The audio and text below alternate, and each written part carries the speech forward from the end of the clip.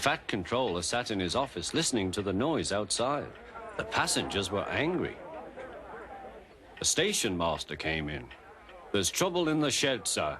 Henry is sulking, there's no train, and the passengers are saying this is a bad railway."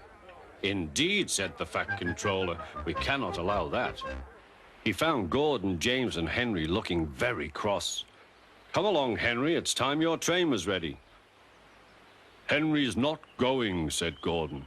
"We won't shunt like common tank engines. That was Thomas's job.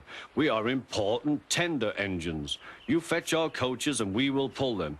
Tender engines don't shunt." "Oh, indeed," said the fat controller. "We'll see about that. Engines on my railway do as they are told." And he hurried away to find Edward.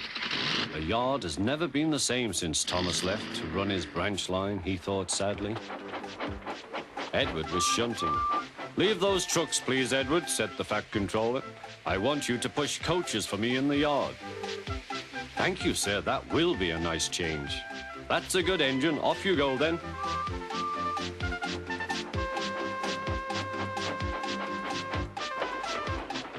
So Edward found coaches for the 3 engines, and that day the trains ran as usual.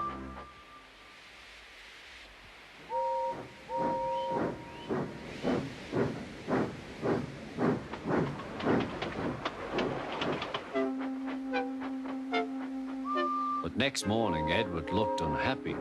Gordon came clanking past, hissing rudely. "Bless me," said the fat controller, "what a noise." "They all hiss me, sir," answered Edward. "They say tender engines don't shunt, and last night they said I have black wheels. I haven't, have I, sir?" "No, Edward, you have nice blue ones, and I'm proud of you. Tender engines do shunt, but all the same, we do need another tank engine here." He went to a workshop, and they showed him all sorts of engines.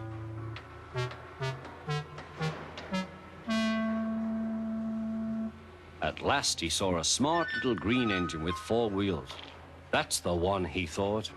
"If I choose you, will you work hard?" "Oh, sir, yes, sir."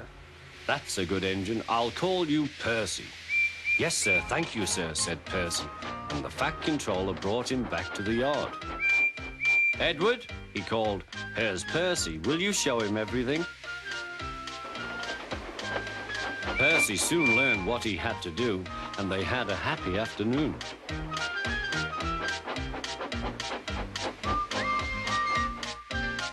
Then Henry came by, hissing as usual. "Chee!" went Percy. Henry jumped and ran back to the shed. "How beautifully you wheeshed him," laughed Edward. "I can't wheesh like that." "Oh," said Percy, "that's nothing. You should hear them in the workshop. You have to wheesh loudly to make yourself heard." Next morning, Thomas arrived. "The fat controller sent for me. I expect he wants help," he said to Edward. "Shh, here he comes," replied Edward. "Well done, Thomas. You've been quick. Listen, Henry, Gordon, and James are sulking. They say they won't shunt like common tank engines. So I have shut them up, and I want you both to run the line for a while." "Common tank engines, indeed," snorted Thomas. "We'll show them." "And Percy will help too." "Oh, sir, yes, sir. Please, sir," answered Percy. Edward and Thomas worked the main line, greeting each other as they passed by. Percy puffed along the branch line. Thomas was anxious about Annie and Clarabelle, but both driver and guard promised to take care of them.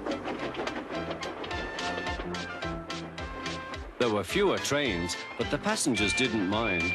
They knew the 3 other engines were having a lesson. Gordon, James, and Henry were cold, lonely, and miserable. They wished now they hadn't been so silly.